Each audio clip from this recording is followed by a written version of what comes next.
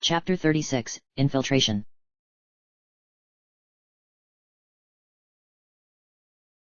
The Legend of Sunset Shimmer, Majora's Mask. By Ganondorf 8. December 5, 2016. Chapter 36, Infiltration.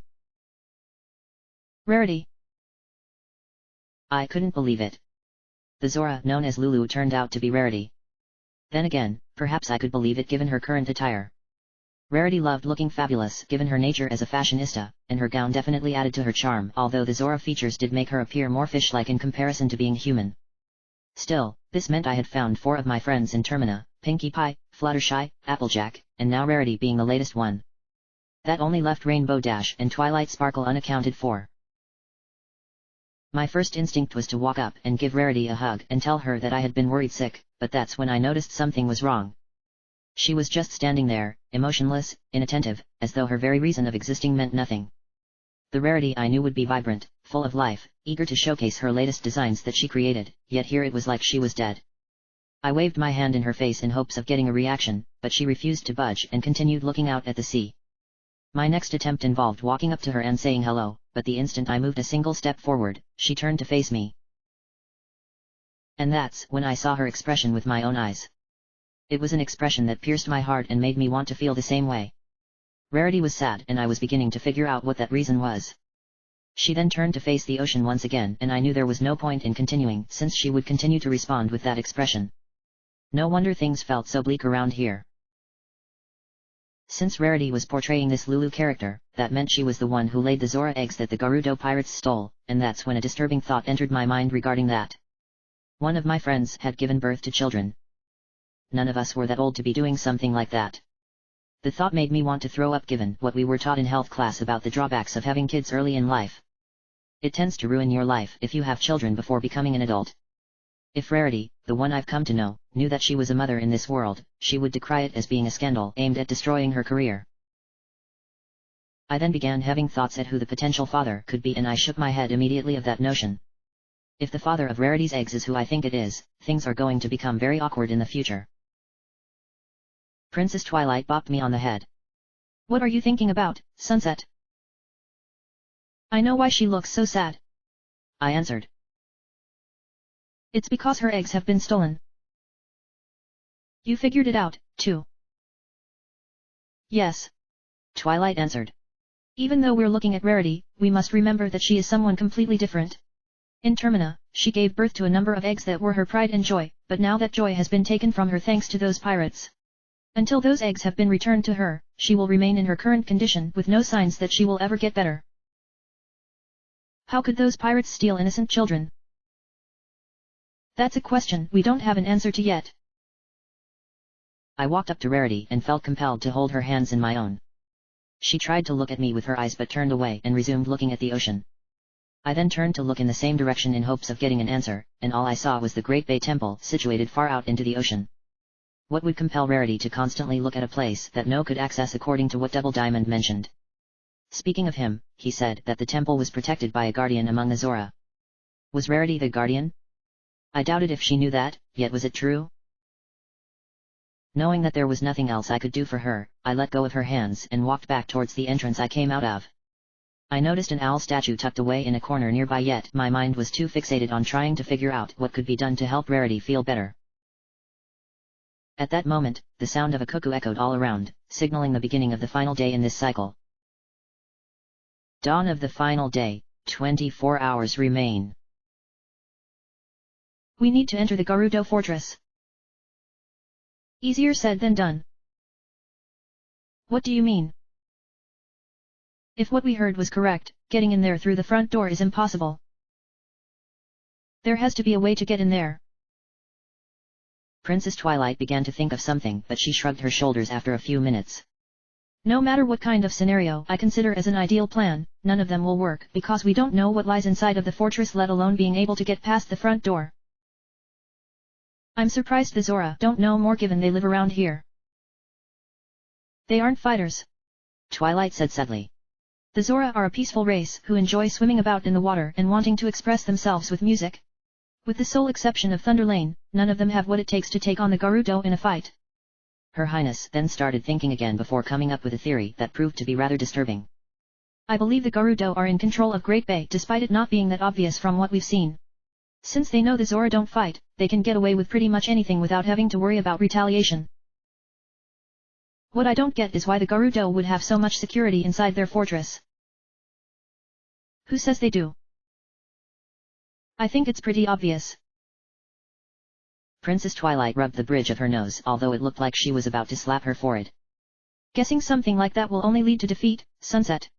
Since we didn't think of asking Thunderlane as to what lies within the fortress, we lost out on learning information that would have been beneficial. We still have that one band member left. I'm not optimistic there. Why not? Princess Twilight sighed. Double Diamond and Party Favor didn't exactly give us all that much in the way of information.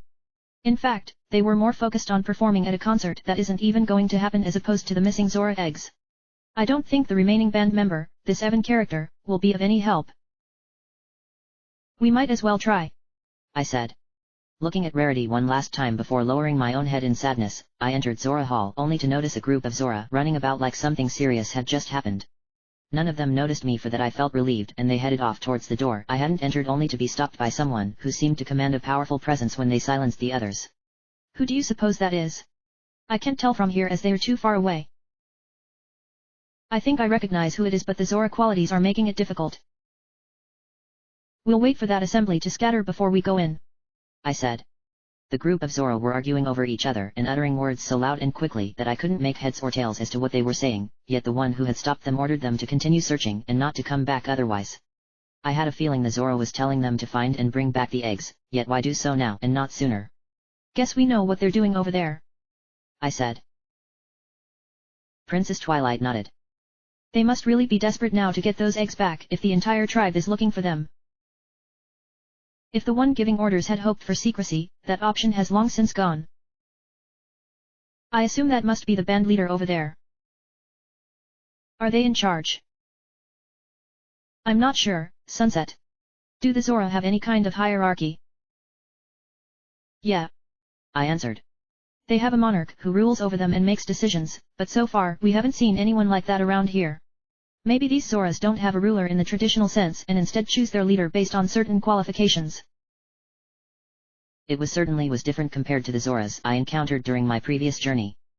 Perhaps I shouldn't compare this adventure and the previous one so much, seeing as the differences between them were fairly obvious. Once the group of Zora walked off to carry out their mission, I walked over to where they had gathered only to be stopped by yet another Zora who blocked the door.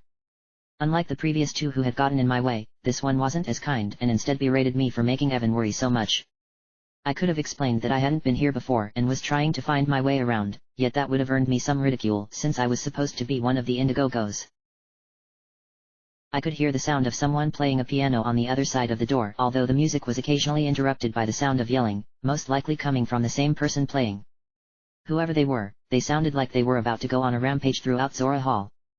The Zora blocking my path told me that Evan was on the verge of a mental breakdown, all because everything had been falling apart, and was forcing everyone else to redouble their efforts despite them complaining. He also said they had worked hard and were ready to spark a protest. Things had really gone from bad to worse during the course of a single night. I needed to speak with Evan and find out what was going on, even though what I would learn wasn't going to be of much help. There was less than 24 hours remaining until the moon would destroy Termina, so anything I learned would be implemented during the next cycle of time when I had enough of that on my side. After getting berated one more time by the Zora, he stepped aside, allowing me access to the room. I reached out, grabbed the doorknob, opened the door, and went inside, where I was surprised at seeing a large piano situated on top of a raised platform. The piano itself was once most likely an aquatic creature whose remains had since become an instrument, yet my eyes were focused on the beauty within this room. Whoever this Evan was, they certainly had flair when it came to the decor. Even the floor itself comprised of a small layer of water that only went up to my ankles, yet it all came together in a perfect harmony. Standing in front of the piano was Evan herself. I figured she was a female due to the long hair and the body shape, despite only seeing her from behind, and she hadn't noticed me enter due to being what looked like obsessed with adjusting the keys on her organ. Rara! Twilight exclaimed quietly. Who? Applejack's childhood friend from Equestria. Twilight answered. She always used to call her Rara as a nickname when they were fillies, but after they stopped seeing each other for many years, she grew up and became known as Countess Coloratura, the most popular singer Equestria has ever known. I've never heard of her. She must have surfaced after you left initially. I made a glum expression. Well, excuse me for not being around home more often. Princess Twilight ignored my response and continued. She had a horrible manager who wanted her to focus on her singing and stage persona while ignoring her fans because they would never amount to anything. She eventually fired him upon learning what he was doing and shed the Countess identity by singing a beautiful ballad the likes of which no pony had ever heard before. You should have been there, Sunset. It was so emotional that I actually choked up inside. Again, I looked at her with a glum expression, yet she noticed this time and subsequently stopped talking. Must have been nice to have witnessed something like that. Where I live now, they have a rock concert every month, though the Rain Booms are the ones who perform during them most of the time. Still, I'm glad you enjoyed the experience, Twilight, despite rubbing it in my face. I heaved a heavy sigh. Let's just get this over with and hopefully get some answers. Walking up the water-ridden stairs until I stood directly behind Coloratura, I was considering calling her Rara or maybe even Countess, yet neither were appropriate given that I didn't know much about her other than what Princess Twilight stated. I began to think about how I would get things started when she turned around. Much like how I looked as Azora, she too had scales that were covering her breasts, but then she also wore a see-through shirt. Her hair most likely prevented me from seeing that featured what appeared to be her cutie mark emblazoned on the front. Coloratura definitely looked stressed out judging from how she was looking at me, but that quickly changed to surprise. Miko. Where in the world have you been? I sent you out to get those eggs without the rest of our tribe knowing, but then you disappeared for a couple of days without sending any word, and now I had no choice but to get the others involved by having them scout out every last trace of Great Bay. I'm sorry that I was gone so long. Look, it doesn't matter that you were practically assumed dead, Coloratura said. I gulped quietly due to her not knowing how close she was to the truth, but she didn't hear me make that sound to my relief.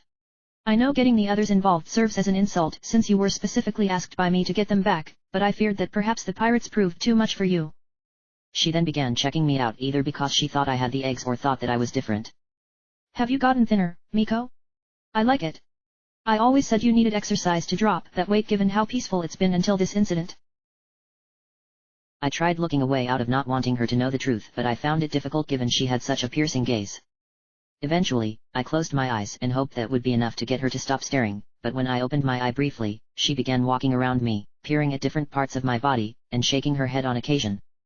I felt utterly humiliated over how she was treating me, and the urge to lose control floated about in my head, but I remained calm in hopes that she would realize that what she considered an interrogation was only making me feel worse.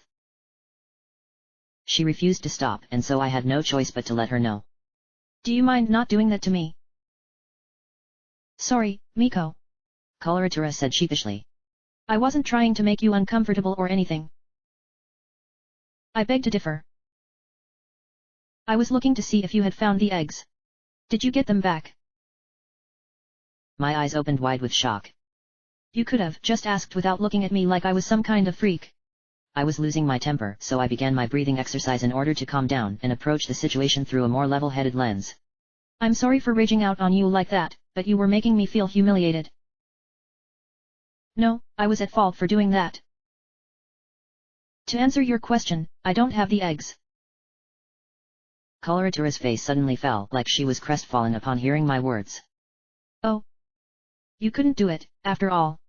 She then turned and walked back to her piano before slamming her hands down onto the keys, the piano wailing out a dreadful series of notes as a result of the impact. I wanted to walk up to her to see if I could do something, but I held back knowing that she had expected so much more from me. Miko. I really thought you could it. I believed in you as you had what it took, but perhaps my judgment was hasty. Maybe asking you to do something reckless wasn't the best course of action. I just haven't been myself lately. The fault is mine. Coloratura said. You had enough on your mind, what with you being the possible father, so asking you to do something when you weren't in the right state of mind shows how ignorant I was to your feelings. Did she just say that I could be the father to the eggs that Rarity laid? The various emotions and thoughts going through my mind at that precise moment ranged from terrifying, to shock, to flat-out denial, and even surprise because I didn't think that Miko and Lulu were that close. Party favor hinted at a relationship between them. Once again, things had gotten even weirder. If Miko was the father of these eggs, Thunderlane should have mentioned something about it when he was giving me his final eulogy before death took him from this world. Then again, Coloratura said that Miko could be the possible father. There was a chance that Rarity had gotten pregnant by another long before she began a relationship with Thunderlane, but without actual proof of such a thing happening, all eyes were on Miko. No, they were on me. Gah. This was something I didn't want to have to think about. I was already freaking out over being a girl in this body as opposed to being a guy like Thunderlane, yet now I could potentially be a mother myself, or would that be father? Now I'm really starting to lose it. Why did she have to mention that one little tidbit? I had to straighten this out. I'm the father. You could be. Coloratura answered. You only started dating Lulu about 3 months ago and Zora women go through their reproductive cycle for about 10 months before eggs are laid, so it's possible that another Zora could be the father assuming she was with someone prior to you. Of course, I'm not about to ask Lulu anything regarding her personal life outside of the band, but then I might not be able to ask her anything given the current circumstances. Current circumstances. Coloratura nodded. Have you been outside to see Lulu looking out at the ocean? I nodded my head. I was there a few minutes ago. Then you better get used to seeing that expression on her face. Coloratura said. Ever since the pirates stole her eggs, she's just been standing out there gazing at the sea and sighing as though she no longer cherishes life. I spent all day yesterday waiting for you to return, pondering over they were able to get in here, and I discovered that the pirates used an underground passageway they must have working on for at least a year. One of them left behind their sword, so I knew there was no other way they entered Zora Hall. She reached behind her piano and pulled out a sharp-looking sword that was curved in the blade itself. Pretty devious of them. If not for this sword, I doubt I'd have figured out the connection. Where are they now? At their fortress at the northern end of Great Bay.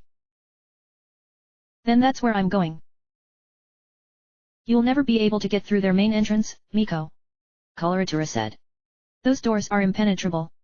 Not even the most powerful seas creatures could hope to break them down, but perhaps if you used the secret underwater passage one of the others discovered by accident. Underwater passage. Right below the entrance to their fortress deep underwater are 3 wooden plagues. Coloratura answered. The pirates discovered you were using that entrance whenever you had to go in there to sort them out, and decided to do something about it. At last. I finally found the means with which to enter the Gerudo Pirates' fortress, and it turned out to be nothing more than a hidden underwater entrance that most would simply ignore due to how inconvenient it was.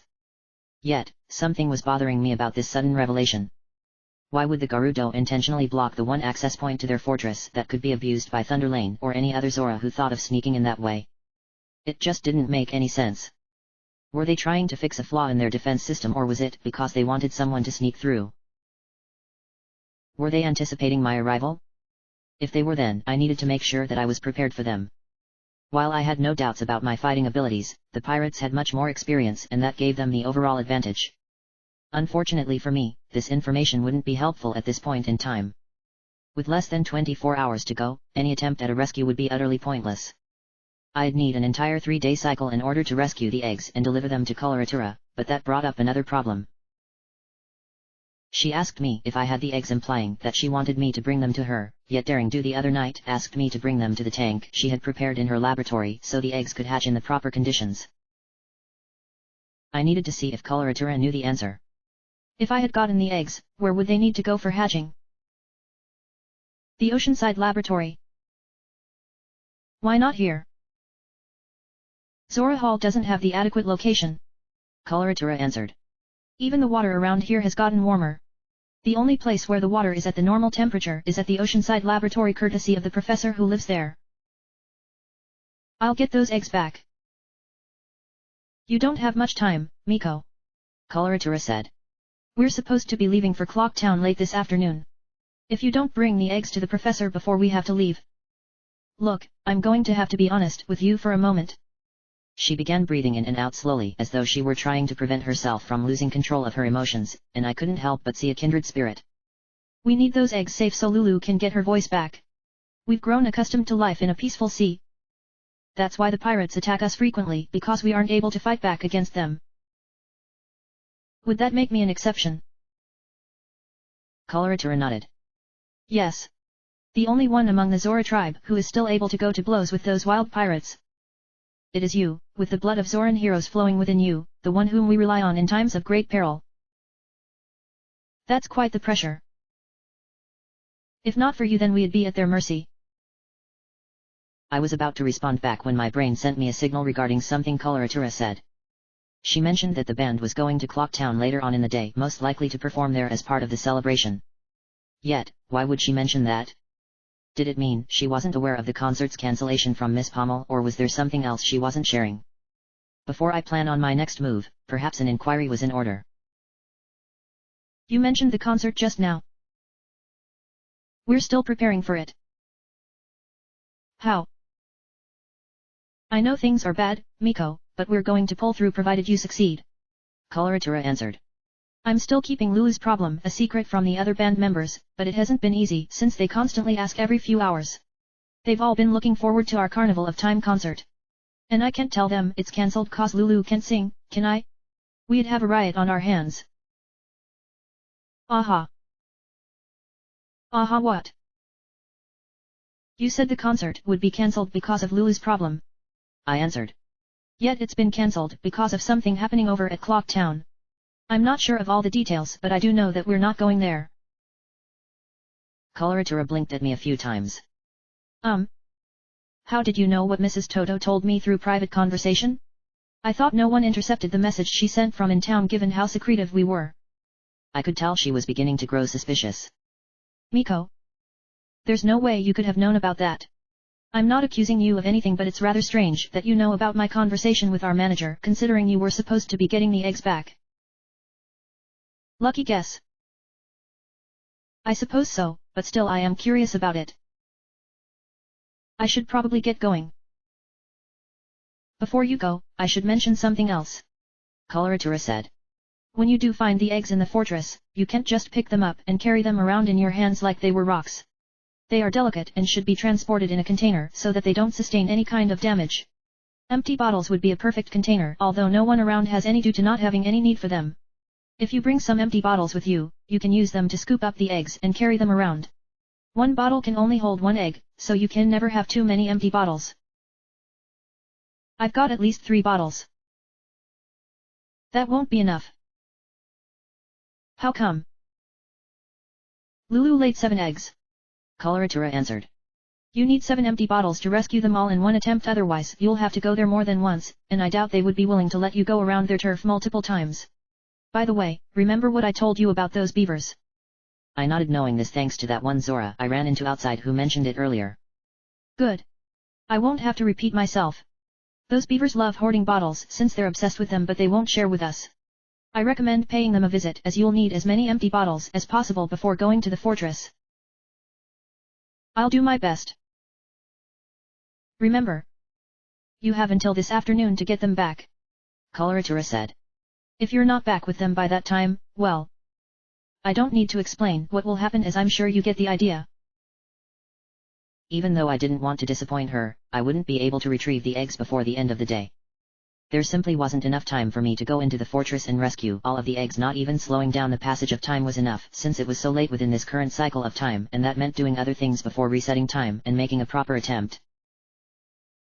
Thanking Coloratura for the advice, I started to walk towards the door when she suddenly mentioned about how I could have known about her conversation with Miss Pommel regarding the concert. She then asked me to stick around for a few moments more and answer a few questions, but I had already left the room because I knew that answering her concerns would expose my secret of not being who I said I was. When I was back outside in the main area of Zora Hall, I cursed myself under my breath for acting so stupid when it came to the concert's cancellation. Thunderlane obviously didn't know about the cancellation, as he was busy trying to rescue the eggs Rarity laid before all of this even started, and my mentioning it almost ruined his reputation to the point where it couldn't be salvaged. I knew resetting time would erase my conversation with Coloratura, yet the point still stood in that I made a hideous blunder. Still, I shouldn't have said anything and just simply allowed it to go over my head. At least I didn't walk away completely unrewarded. I learned how I could gain access to the Gerudo Pirates Fortress in addition to learning what the empty bottles were used for, the very thing Flash Sentry hinted at for me to figure out. Yet, my mind was filled with different images, ranging from worrying about the eggs to the surprise that Thunderlane and by extension me could be the other parent to the eggs that were stolen. I just couldn't get that thought out of my head no matter how hard I tried. I needed a few moments to process everything, so I walked around until the edge of the room until I reached the main entrance before sitting down at the water's edge and placing my legs into the water.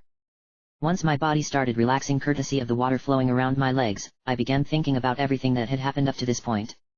I thought the problems of Snowhead were, yet the situation in Great Bay was even worse.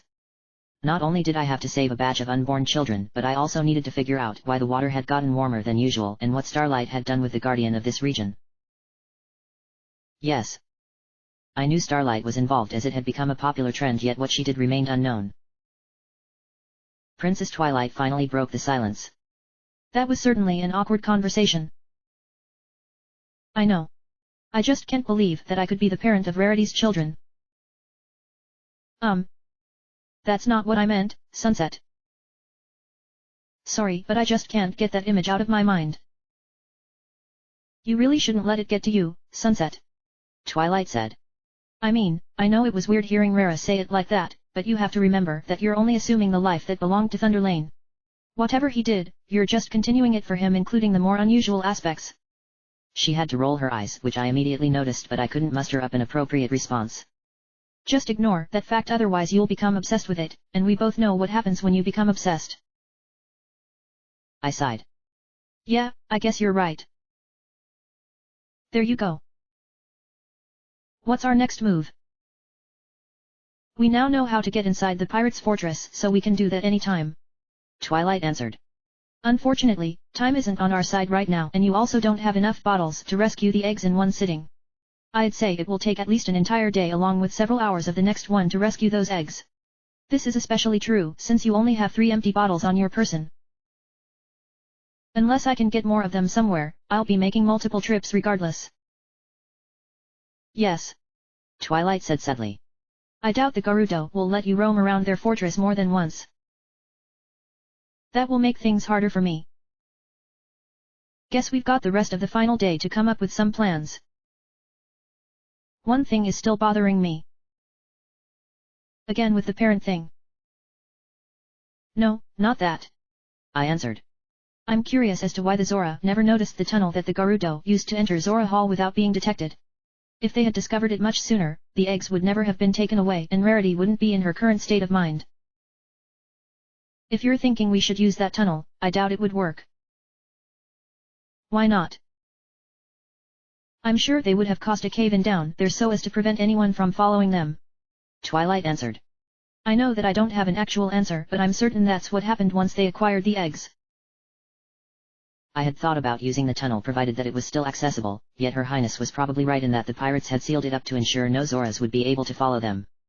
My only option was to use the underwater entrance and hopefully slip by their defenses without them knowing I was even there. I wasn't feeling very confident about my sneaking skills, considering the pirates were masters of that craft. A body this big and flamboyant would be easy pickings, especially if they had razor-sharp vision. If only there were a way to get by as though I were invisible.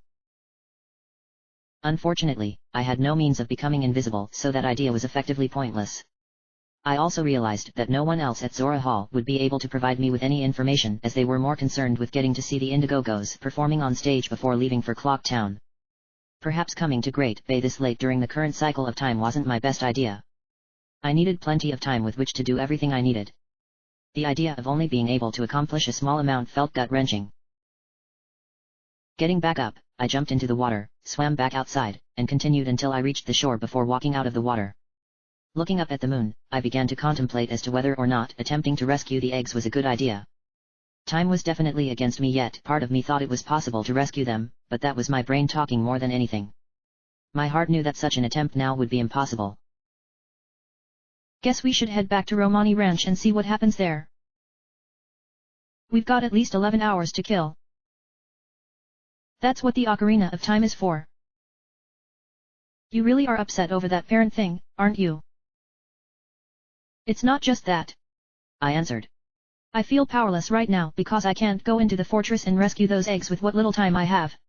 It's possible that I could rescue them before having to reset time, but given my track record, I'm likely to run out of time, meaning we'd have to go through it all again.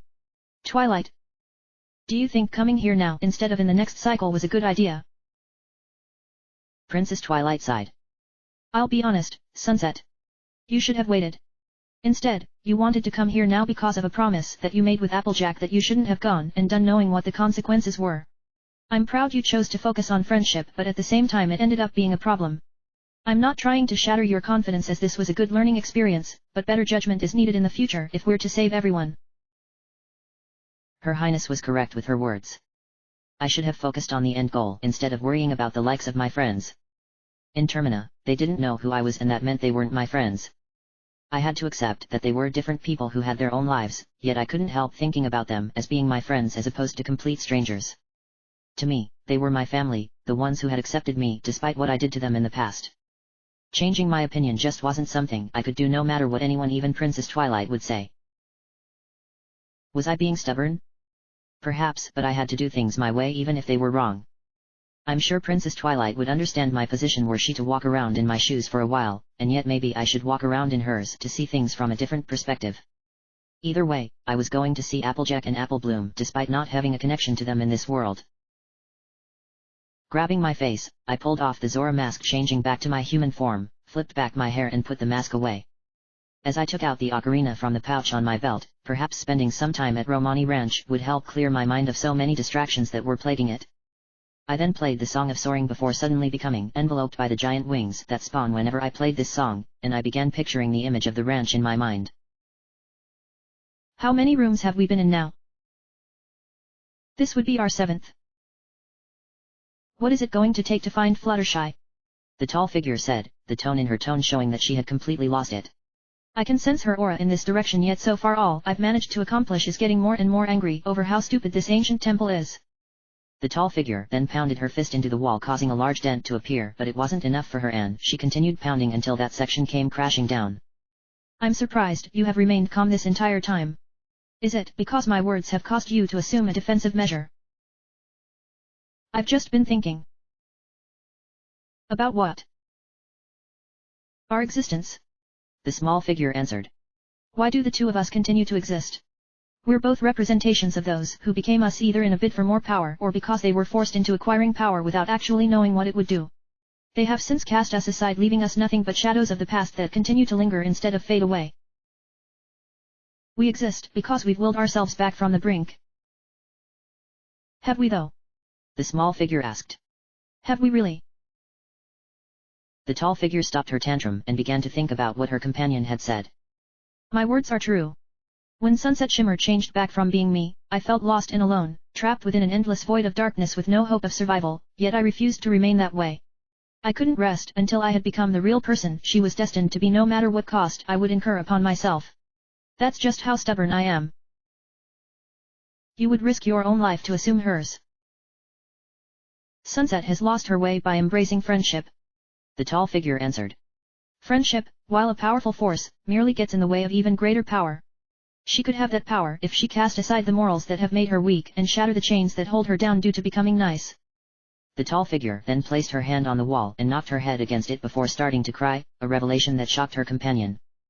By choosing friends over power, she became more powerful, and I couldn't compete with that, hence why I was defeated by her several times. The small figure looked baffled. You truly are a complicated person. I've you to thank for teaching me the benefits of looking deep into myself.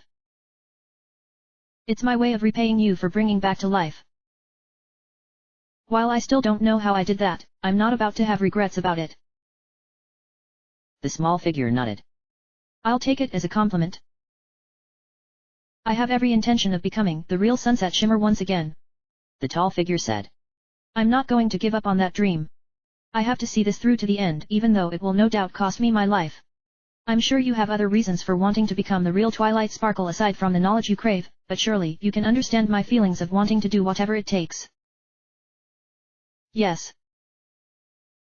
I am complicated. Nothing wrong with that. I will say one thing to you though. What's that? If I end up failing to become her, you must continue on your own path. The tall figure answered. Don't get dragged down because my stubbornness is making me do things that are obviously idiotic in design. Pursue Twilight Sparkle and assume control over her life in your own way so long as you achieve your dream. The small figure was shocked by such words that she couldn't respond, yet the tall figure merely smiled cruelly. If I die then so be it. I will go knowing I did everything I could to become Sunset Shimmer. I'll have no regrets in the end if I become a forgotten memory. The tall figure walked into the next room and looked at the surroundings she and her companion found themselves in. Aside from a large tree that was attached to the room itself via its roots, it looked just like every other chamber they had visited in their attempts at finding their target. That's when a rustling sound nearby alerted their attention, indicating that they had found someone or something inside of the tree. The tall figure walked forward slowly, using her fingers to signal the small figure to follow behind her, and kept going until she could see what was inside. Her eyes lit up when she saw Deku Scrub was sitting in the corner staring at her surroundings. The small figure walked up next to her and looked inside to see why her companion had such a devious expression on her face. Why are you looking so happy? That's just a Deku Scrub who either wandered in here or is perhaps the one who had been abducted according to those other Deku we overheard during our last visit here. We found her. We found Fluttershy. That's Fluttershy. Yes, and that means we can put your theory to the test. Will it work? I think it will, although we will need to use some persuasive measures. Upon landing in Milk Road after playing the Song of Soaring, I walked down the pathway heading towards Romani Ranch, ignoring Pinkie Pie since I didn't need to hear her information regarding this area again. When I passed through the gates of the ranch and entered it proper, I noticed there were people slowly moving across the field. Each of them were carrying bags and chests on their backs, no doubt causing them great discomfort, while others were moving along using carriages with horses pulling them along, their final destination being the house Applejack and Apple Bloom called home. I knew why these people were here. They were fleeing Clock Town in their bid to avoid being obliterated when the moon would eventually crash, yet their efforts were sadly a waste of time since there was nothing any of them could really do. The resulting impact would destroy everything. No place in Terminal was safe from the eventual destruction that would rip through this world. While it was impressive how dedicated they were towards wanting to save themselves, they were ultimately fools for thinking they could avoid what would be their deaths. No doubt that so many people coming to the ranch would give Applejack some stress, and had I not saved Apple Bloom 2 nights ago, she would be absolutely devastated right now and wanting to resort to drastic action. However, this time her little sister was by her side with her mind completely intact, so Applejack had an opportunity to get some stress off of her chest by doing the right thing. While I knew that this would also amount to nothing since resetting time would erase these events due to the time paradox, I personally wanted to see this resolution. I needed something pleasant to calm my nerves over what was happening over at Great Bay. I had since gotten over the whole parent thing, although deep down I wish it had never been brought up to being with, yet I felt heartache knowing those Zora eggs were in need of help and time wasn't on my side for that. I had every intention of doing whatever was necessary to rescue them all upon restarting the 72-hour cycle. I feel sorry for those people. I began. This is what they had to do. Twilight said. You and I both know their efforts are in vain, but they don't know that and they are determined to come here anyway. I'm actually glad you decided to come here. You are. Princess Twilight nodded. Yes. I'm not changing my opinion with regards to your judgment, Sunset, but coming here shows us just what lengths these people are willing to take to prevent themselves from being destroyed by the moon. Also, I do want to see Applejack and Apple Bloom sort things out between them. I knew you would see things my way. I am the princess of friendship after all. Since what Applejack planned on doing wasn't going to happen until the evening, I decided that it would be best to skip much of the day and go straight to the night. I supposed that I could have done a few things around town so as to not waste any time, but my mind just wasn't keen on doing anything other than come here. Besides, I had big plans for the next cycle of time and that progress would be made on numerous fronts. Raising the ocarina to my lips, I played the Song of Double Time. It took me a few attempts to remember how it went, and in an instant, time sped forward until it stopped at the first signs of night. Night of the final day, 12 hours remain.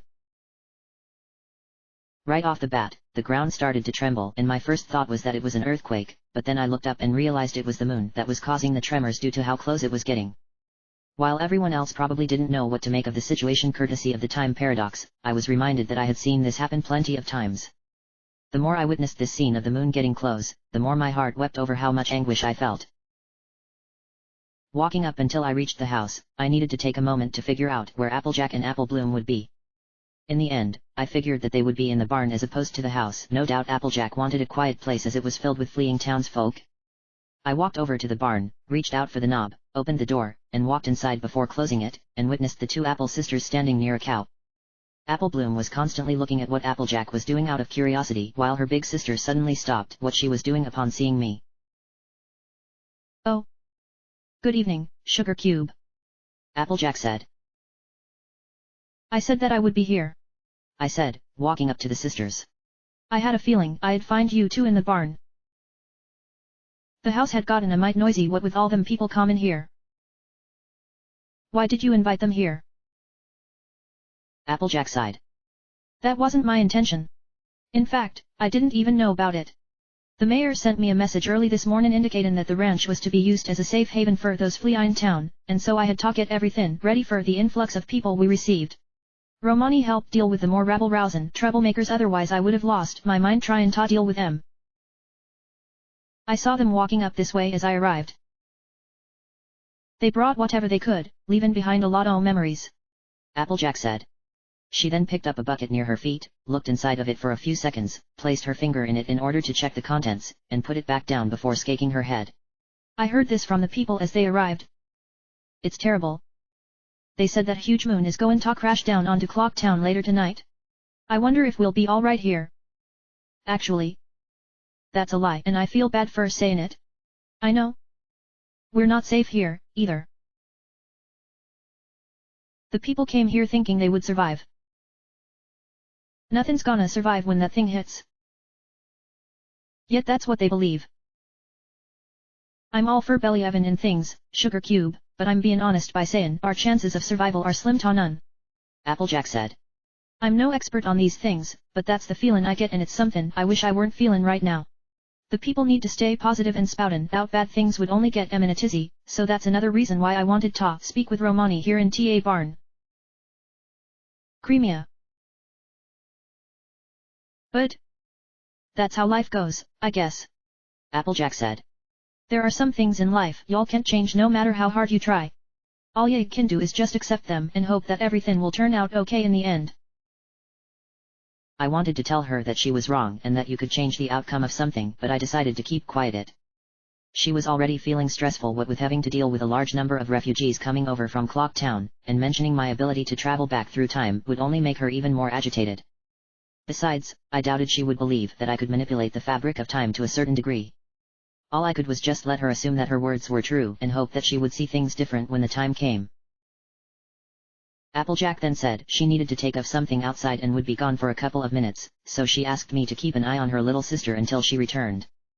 I had no problem watching over Apple Bloom since she seemed much more relaxed around her big sister compared to the previous day. The older Apple sister then stepped outside without uttering a word, closing the door with a loud click, and leaving me to deal with Apple Bloom. You seem relaxed, I said. And here I thought you would be annoyed with your sister. She's been acting mighty weird ever since she came back from her delivery the other night. Apple Bloom said. How so? I don't rightly know, Grasshopper, but she seems to be more nervous than usual. Nervous? Apple Bloom nodded. She's been saying to me that she wants to address something that's been weighing down on her mind all day, and while I didn't find that to be weird, it was the way she spoke that really made me think my big sister is up to something. She walked over to the cow that Applejack had been standing next to, patted it on the back resulting in a loud moo from the cow, and then looked down at the bucket. You know, it's mighty weird that we're milking tonight seeing as we usually don't do that until morning. Given the circumstances outside, I can understand why your sister wanted to do it now. I suppose so, but Romani thinks Crimea is overthinking things. What was in that bucket? It's Chateau Romani, the pride and joy of TA Ranch. Apple Bloom answered. It's the first time I get to drink it. I've been waiting my whole life to finally be able to experience the goodness that so many adults have gotten to, but something about this whole thing smells kind of funny. Until now, my sister always said wait until you're an adult. But why now? Why change her opinion just like that? I shook my head. I don't have an answer for you. Apple Bloom sighed. I mean, I ain't complaining as I get to finally have some Chateau Romani, but Romani would like to have an explanation. It's 'cause y'all have become an adult now. Applejack said, appearing in front of the doorway to the barn. In her hand was a needle and some thread that made me think she was planning on sewing something. Normally, she would never do anything deemed frilly, but then this was a different version of my friend. Romani. I've been doing some thinkin' for a while now since I was helped on my delivery by your friend over there. She pointed in my direction. I always believed y'all were actin' immature cause you were young, but I realize now that I was to have treated ye as such. I was only tryin' to protect ye cause it's what I have to do in my position of runnin' the ranch. You were doin' and sayin' all that stuff to protect me. When our father passed away, he made me promise that I would protect you. Our dad said that. Applejack nodded. He sure did, little sister. I've done everything in my power to ensure that I lived up to my promise I made, yet I won't deny that I have been actin' a mite too overprotective resultin' in your rebellin' against my authority as ranch owner. With that there moon fallin' and time runnin' out until we're all destroyed, it was durin' this terrifyin' time that I understand what you've been tryin' to do round here. Despite me not believin' your stories about ghosts stealin' cows, y'all still went out of your way to protectin' the ranch. How did you know about that? A sister always has her ways of knowin'. Let's just say your friend made a lot of noise that night. Applejack said. Both sisters then turned to look at me, resulting in me blushing in response. I guessed my actions in protecting the barn from those ghosts had woken up Applejack, and she had somehow witnessed everything yet refused to say anything about it. While I would have said something so as to not come across as being a jerk, what she did was what she believed was right, and despite having to live with that guilt, everything turned out for the best in the end. This was exactly the kind of thing I needed to see in order to remove the stain of failure that was me not rescuing the Zora eggs from the pirates. Seeing the two Apple sisters reconciling together right before the end of the world made me feel good about myself. I knew that there was still going to be moments where I would be tormented courtesy of Ganondorf willing it to be, yet I also knew that I needed to persevere, otherwise I would allow the darkness of misery to consume me. Grasshopper. Apple Bloom began. Thank you, for helping us understand each other better. Sure, no problem. I said. Why are y'all calling her an insect? Applejack asked. Ain't it might better to ask for her proper name? I suppose you're right, but I forgot. I'm Sunset Shimmer. I said. Yee-haw. That's a pretty name if I ever heard one. Applejack said. Romani. I'm acknowledging you as an adult.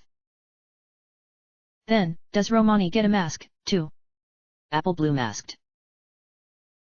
Applejack nodded, patting the needle and thread she had brought with her, and had since placed on a small table nearby. Yes, I'll make for you, little sister. It won't be the same as the one I gave to Sunset Shimmer, but it will still be a beautiful mask that y'all can be proud of. She walked over to Apple Bloom before kneeling down and giving her a big hug. I won't be startin' it tonight seein' as it's gettin' close to your bedtime, but I promise I'll get started with it in ta mornin'. Now, this next bit is a mite hard for me to say, but I want ya to sleep with me in my bed tonight. Is that alright, Romani? Yes, sister. Then I suppose we should get back to the house and prepare ourselves. Applejack said. She and her sister started heading for the door, but then she suddenly stopped in front of me, and turned to face me. Thank you for keepin' your promise to me by comin' here tonight, Sunset. I'm not sure what y'all are gonna do before everything gets destroyed, but I hope I get to see you sometime tomorrow mornin'. If not, then I hope we can meet again someday whenever you're in the area. Good night. With that, she walked out of the barn, closing the door behind her, and leaving Princess Twilight and I on our own to ponder our next course of action. The sound of someone sniffling suddenly broke the silence, and Her Highness immediately reacted to it. Sunset? Are you crying? That was such a tender moment between them. I answered. I didn't think you would cry. Before you gave me a second chance, I used to look on stuff like that. I said. I thought of tender moments as nothing but pathetic incidents that got in the way of more important things, such as wanting to broaden your horizons. I then wiped away the tears with my arm. Thanks to you and our friends, I understand that tender moments are precious and should never be condemned. Sunset. I raised the ocarina of time to my lips. I'm feeling a lot better now, Twilight. I needed something peaceful, serene, and exuberant to get myself focused on what we have to do now back in Great Bay. While I hate the thought of erasing this beautiful moment, there's no other choice as we need enough time to rescue those eggs. At least their entries have been placed into that notebook of yours. That's right. Even if I reset everything, my accomplishments still remain. Yes, so you don't have to feel too bad about it. I can still feel some sadness. Yes. Twilight answered. It's never fun going back to the beginning of these 3 days and erasing so many wonderful things, yet there is no alternative given the fact that the moon would destroy everything, and your hard work would simply amount to nothing. While having my accomplishments written down wasn't what I truly wanted, at least I could take solace knowing that I actually did something for someone else. The rewards were just a small bonus that people insisted on me having. I began to play the Song of Time knowing that there was nothing else for me to do for this cycle, and as the magic began to send back to the beginning, I still felt bad knowing that Apple Bloom was going to be abducted by those ghosts, and Applejack would be beside herself with grief. Dawn of the first day, 72 hours remain. Once I regained consciousness and was back in front of the clock tower, I came to an unfortunate realization. I didn't activate the owl statue located on the platform that was located below the Oceanside Laboratory. That meant I had to get back there using the long route, and that involved asking for Epona's assistance. I wasn't off to a good start if I had to address a blunder so very early. I also realized the guard blocking my way to Great Bay was going to stop me again, thus wasting even more time because he saw me as a child despite the sword on my back. After spending a few minutes once again convincing the guard that I was more than capable of holding my own outside of Clock Town, I ran outside into Termina Field, raised the ocarina to my lips, played Epona's song, and she appeared out of nowhere before galloping over to me. I patted her on the head, followed by whinnying, to which she responded in the same manner, and I climbed onto her back before giving her a soft kick in the ribs. She started galloping down the path onto the sand, where the levers immediately started popping up in their bid to run into her, but Epona proved more than a match for them as her thundering hooves trampled over them like they weren't even there. Knowing that the wall was fast approaching, I whipped my trusty steed in the flank, prompting her to gallop faster, and then she cleared the wall with a single bound, landing heavily on the sand without injury. Epona continued to gallop along until we reached Great Bay again, yet this time I decided to remain on her because I didn't want to deal with those levers. The instant Epona's hooves touched the sand, the levers appeared once again, yet I had no time to deal with them here like before. I whinnied to Epona, telling her to gallop north as that was where the Gerudo pirates' fortress was located, and she began galloping in that direction, plowing through the levers. Eventually, the sand turned into rocky terrain, meaning the levers wouldn't bother us, but a new problem had arisen. The terrain ended at a large inlet of water that traveled deep below the surface, and standing before us was the pirates' fortress. Coloratura wasn't kidding about how big those doors were, I said as I climbed down from Epona. Nothing could break through those. And yet our way inside lies underwater. Do you suppose they're expecting us? Most likely. Twilight answered. Thunderlane was seen as the one Zora who could fight against the pirates compared to the rest of the tribe. If any of them tried to sneak into the fortress to reclaim the eggs, they would be caught within a matter of minutes. Thunderlane would get past those initial defenses and make his way straight to the one who is in charge just on sheer guts alone. You've got your work cut out for you, Sunset. You need to be just as good as he was, if not better. I gulped heavily before taking out the Zora mask. Well, if we're going inside, I might as well look the part.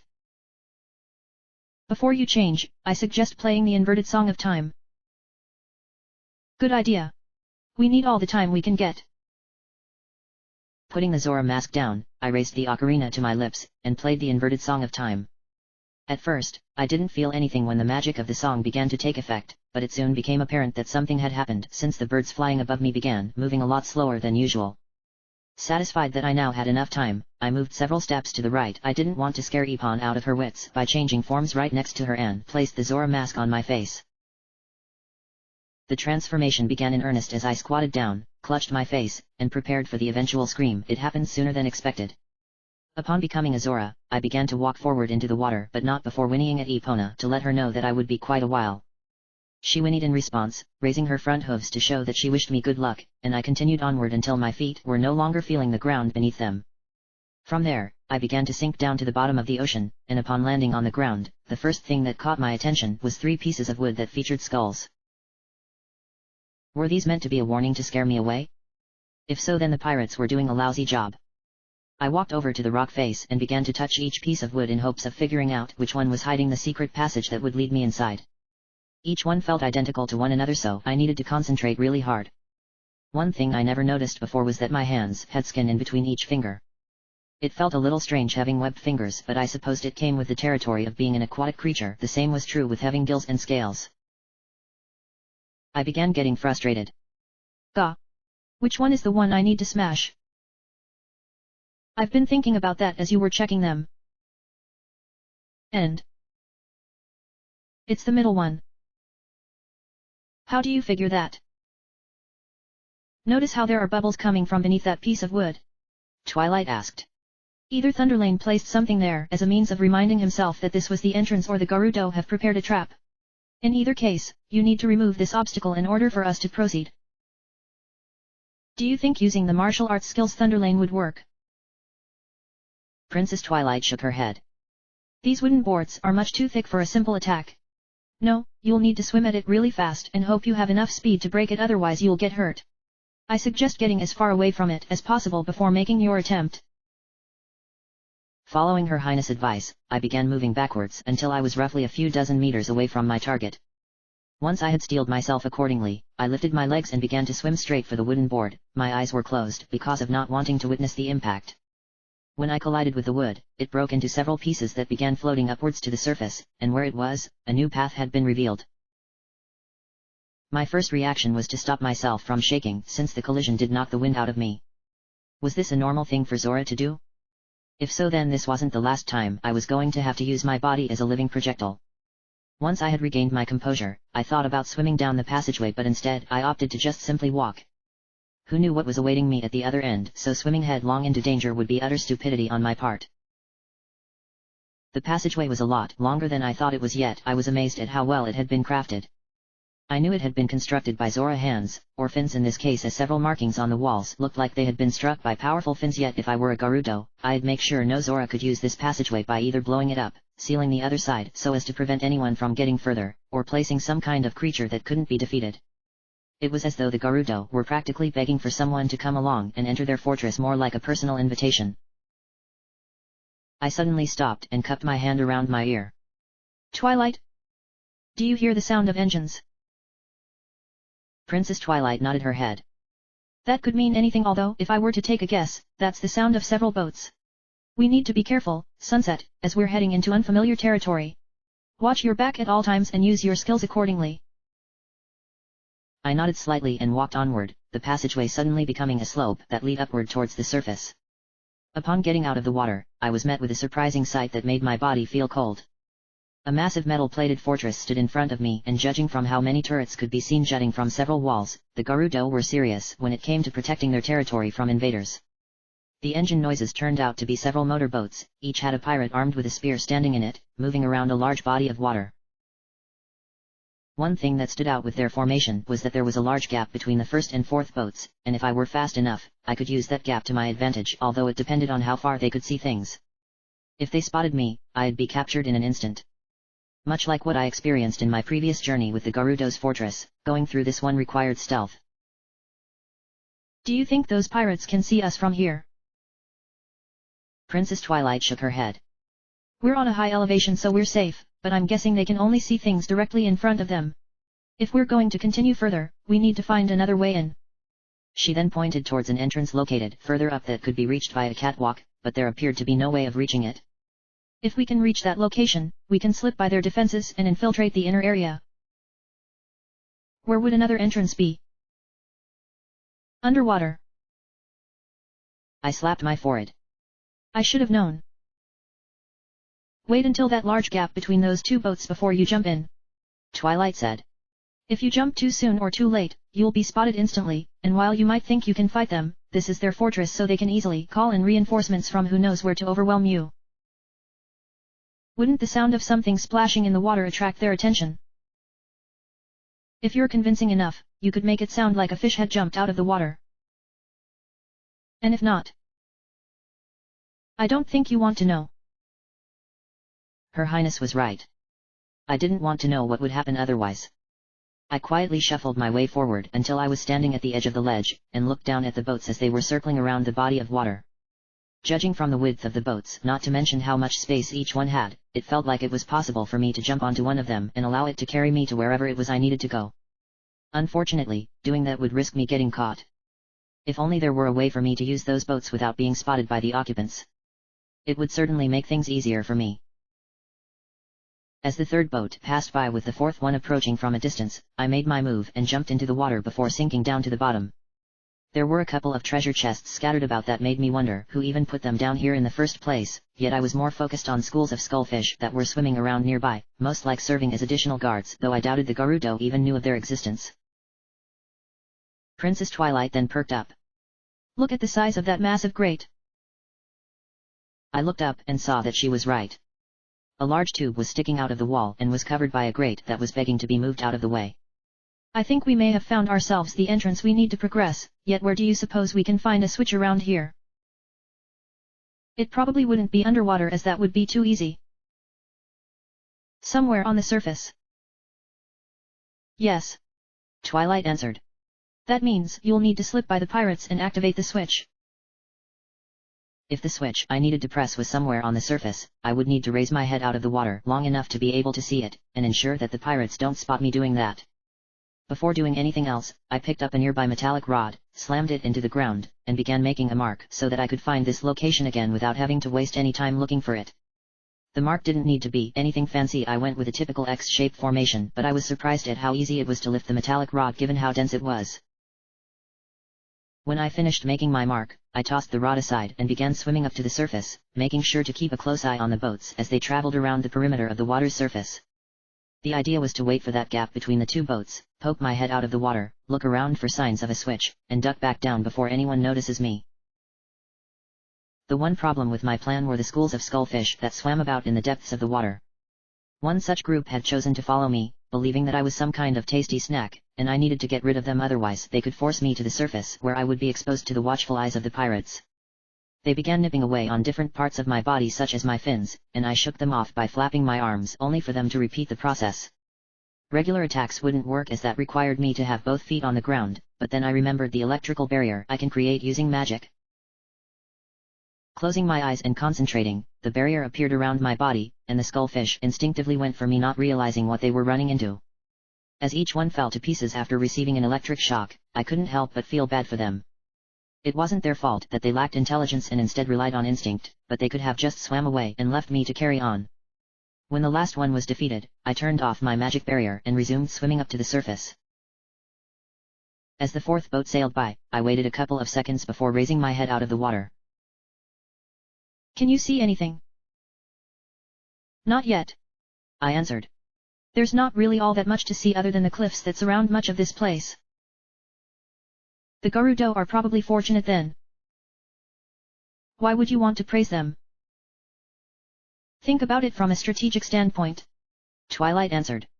Not only do the giant doors provide an excellent means of frontal defense, the cliffs provide additional defense by forcing any would-be attackers into trying to climb up and over them into this area where they will be faced with both water and turrets. Granted, that underwater entrance was a mistake on their part since any Zora can use it to their advantage, but overall they are pretty well defended. Makes you wonder what lies further inside. Princess Twilight nodded. The worst is yet to come. She then looked behind us, noticing one of the boats was starting to get closer, and immediately bopped me on the head to get my attention. We need to duck down below the surface, Sunset. Now. Without even looking, I dropped down a few meters just as the boat began to sail by.